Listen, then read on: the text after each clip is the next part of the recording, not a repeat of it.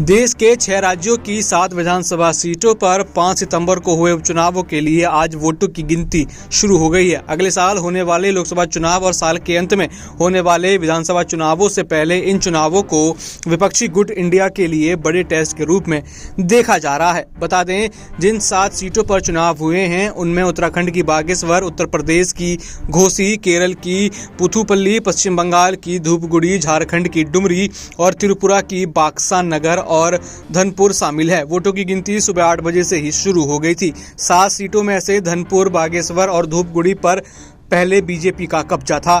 UP और झारखंड की सीटें समाजवादी पार्टी और झारखंड मुक्ति मोर्चा के पास थी।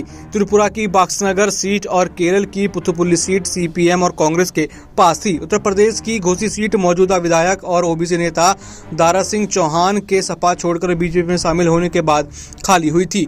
इस सीट पर सबकी निगाहें टिकी हुई हैं। बीजेपी और सपा दोनों ही दल इस सीट को अपने पाले में कर लेना चाहते हैं। अखिलेश यादव के नेतृत्व वाली समाजवादी पार्टी एक बार फिर से घोसी पर कब्जा बरकरार रखने की कोशिश कर रही है। उत्तराखंड की बागेश्वर सीट पर 4 बार के विधायक और कैबिनेट मंत्री चंदन राम दास के अप्रैल में निधन की वजह से खाली हुई थी। केरल की पुथुपल्ली सीट पूर्व मुख्यमंत्री और कांग्रेस के दिग्गज नेता ओमन चांडी के निधन से खाली हुई थी, इसलिए दोनों सीटों पर उपचुनाव हुए हैं। अब यह सीट किसके पाले में जाएगी, ये देखने वाली बात है। बता दें कि त्रिपुरा में सीपीएम ने वोट काउंटिंग के बहिष्कार का ऐलान किया। पार्टी ने दोनों निर्वाचन क्षेत्रों में मतदान के दौरान बड़े पैमाने पर गड़बड़ी का आरोप लगाया है।